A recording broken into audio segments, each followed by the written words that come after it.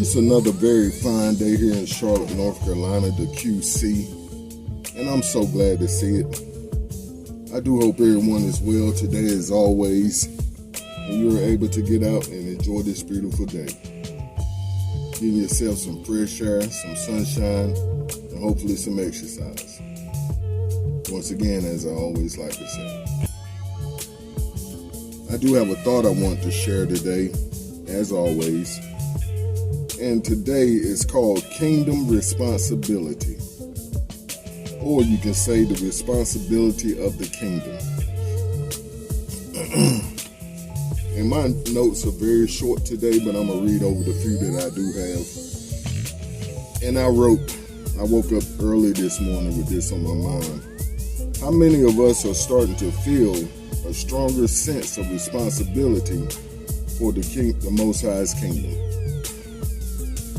How many of us are starting to feel a stronger sense or weight of responsibility for our Father's kingdom and our Father's business? And I went on and looked up responsibility. As I told y'all, I'm a word fella, I like words. The state or fact of having a duty to deal with something or having control over someone. The state or fact of having a duty to deal with something or having control over someone.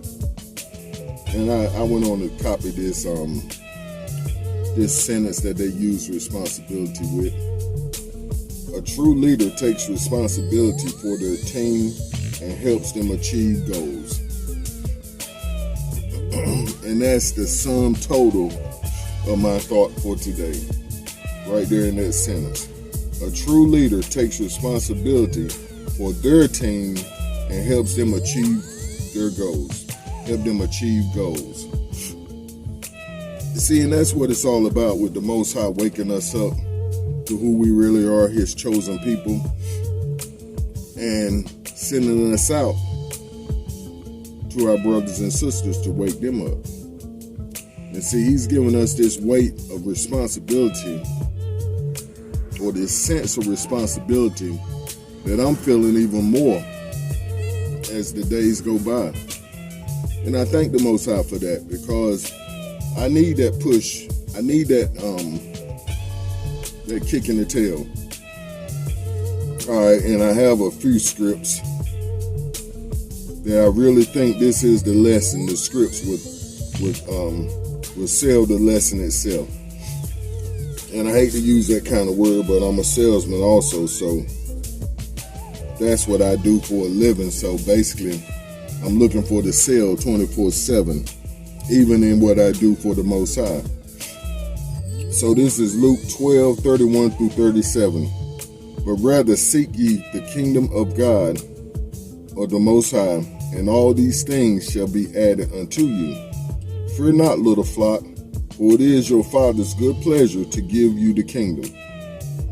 Sell all that you have and give alms. Provide yourself bags which wax not old, a treasure in the heavens that fails not, where no thief approaches, neither moth corrupts. For where your treasure is, there will your heart be also. Let your loins be girded about, and your lights burning. Blessed are those servants whom the Most High, when He cometh, shall find watching. Yeah, and there's a couple of things here in this script. It says,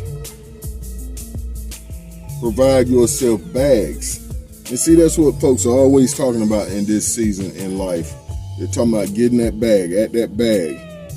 Got to get that bag, which means the money. But here it tells us that we should sell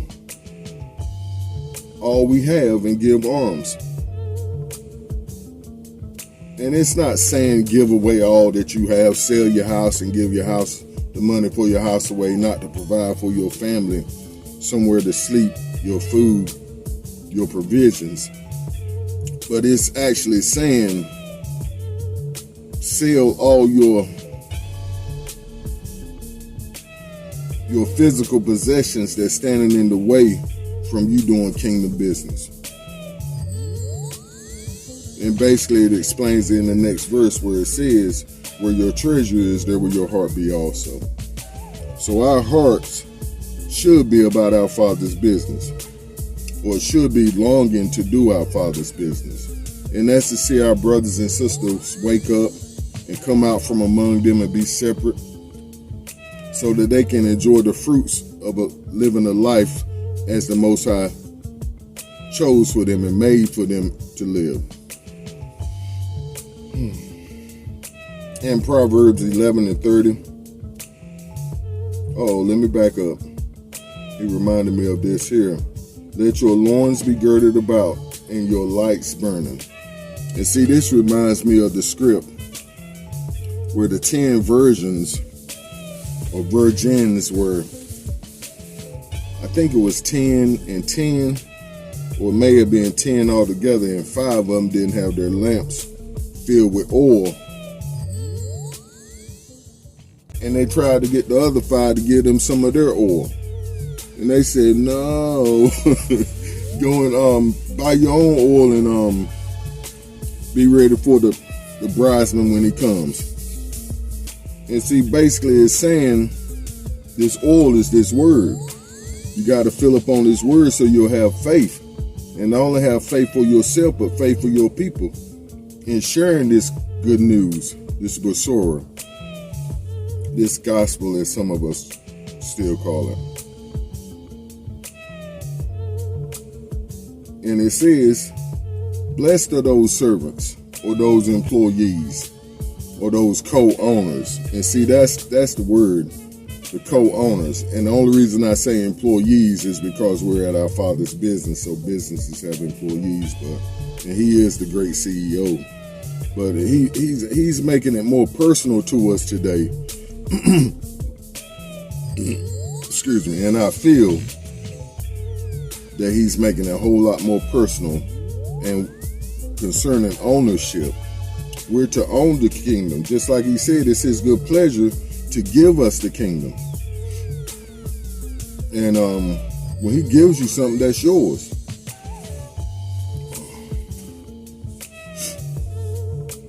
But let me keep it moving. And as I said, Proverbs 11:30, the fruit of the righteous is a tree of life, and he that wins souls is wise. And see, this takes it full circle, because this is what it's all about. The kingdom is our brothers and sisters, not a place. Not a place. Yes, we'll go into a physical kingdom, but it's not about the kingdom. You're to take with you treasures with you, and these are the treasures. When you win in souls, you want to make sure, as I heard a teacher say, he said the only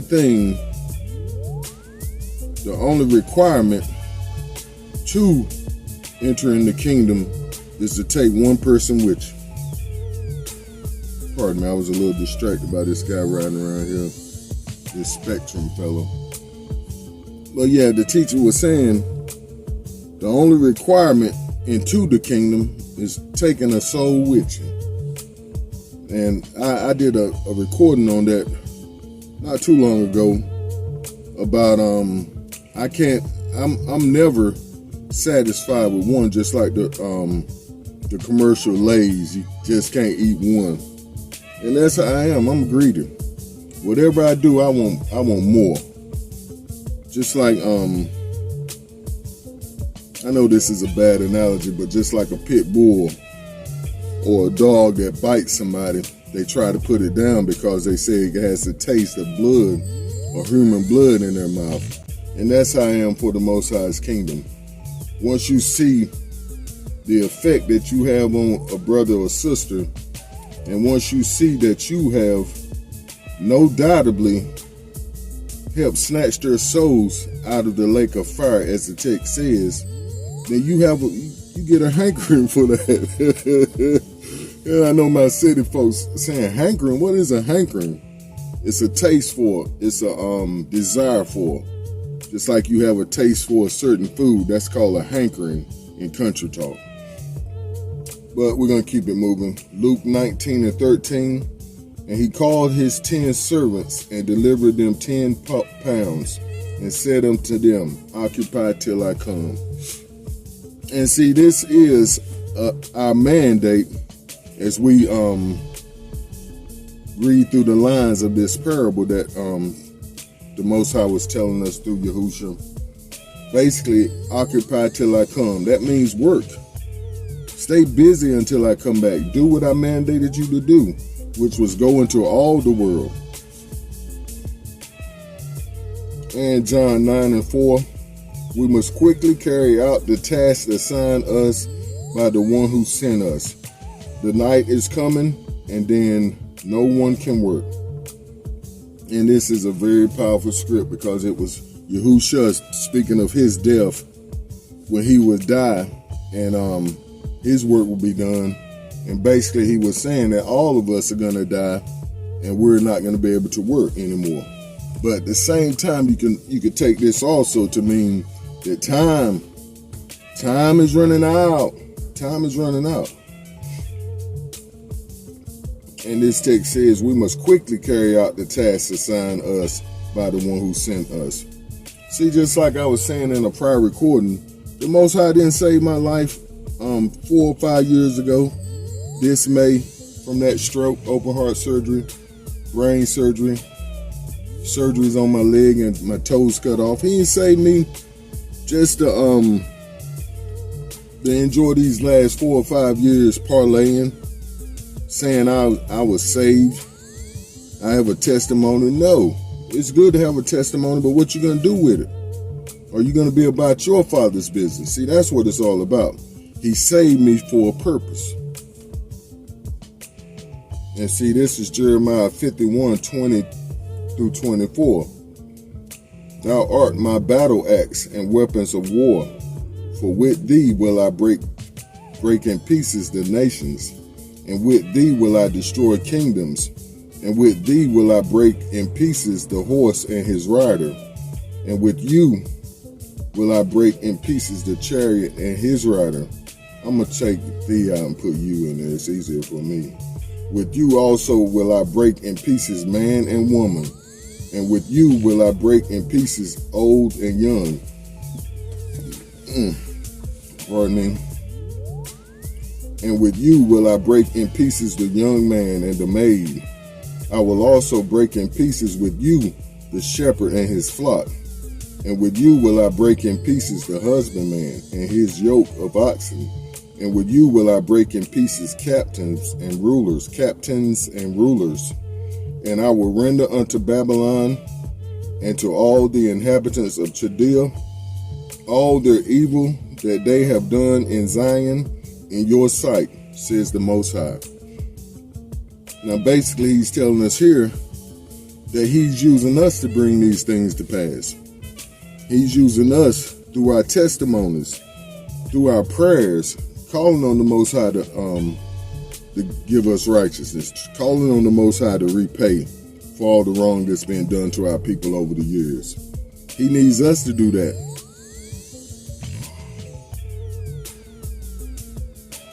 And finally, this is the last thing the Most High gave me as I tried to go back to sleep this morning.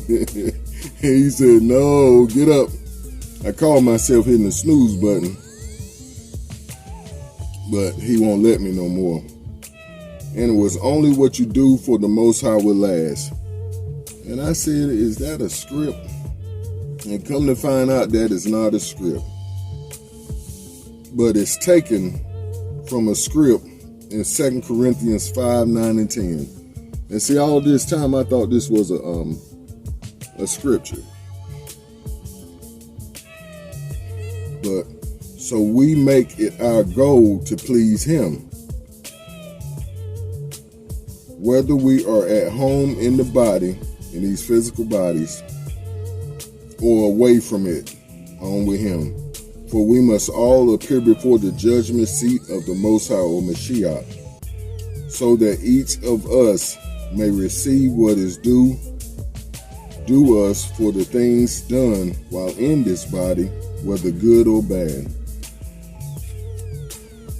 And the message behind this verse is that believers in Mashiach should focus on pleasing the Most High only, realizing that there is no eternal value in the things of this world.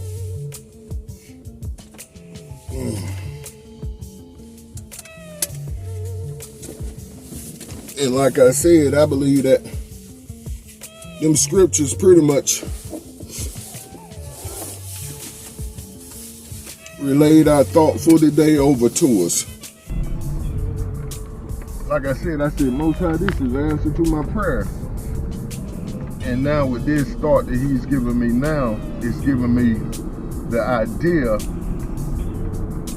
of why it's important for us to take ownership in the kingdom. Because the kingdom is all about our brothers and sisters. It's not about just us. It's not about us getting to heaven and getting that mansion and living it up and basically living like hell again because our focus isn't on the right thing now. See, and that's what he was telling me in the prior recording.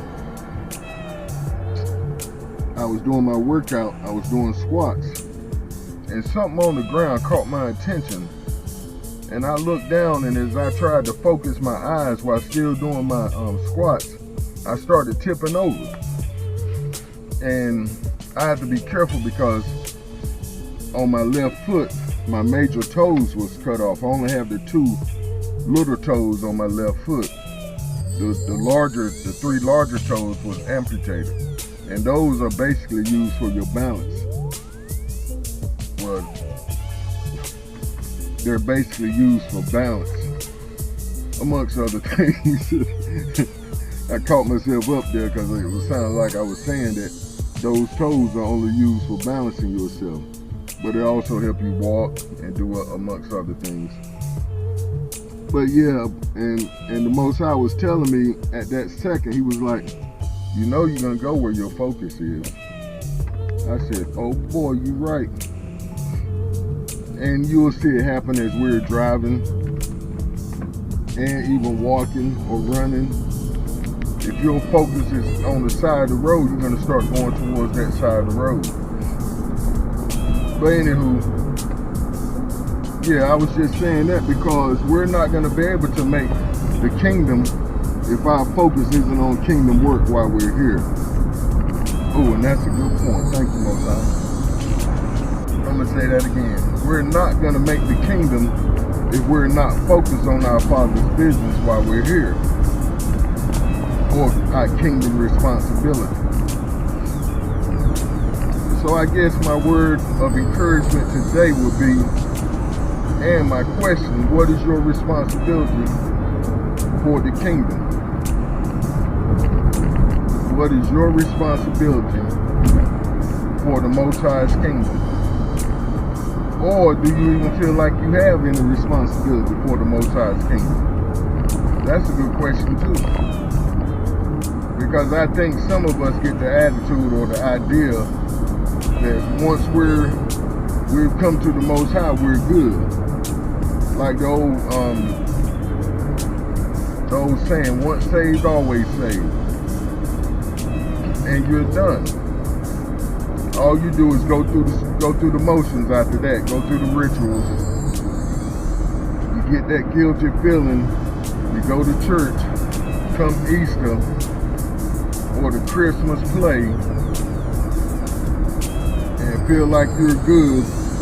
Or you go every Sunday and have the preacher throw a little oil on your forehead, pray for you, you pay your tithes and offerings, and he good.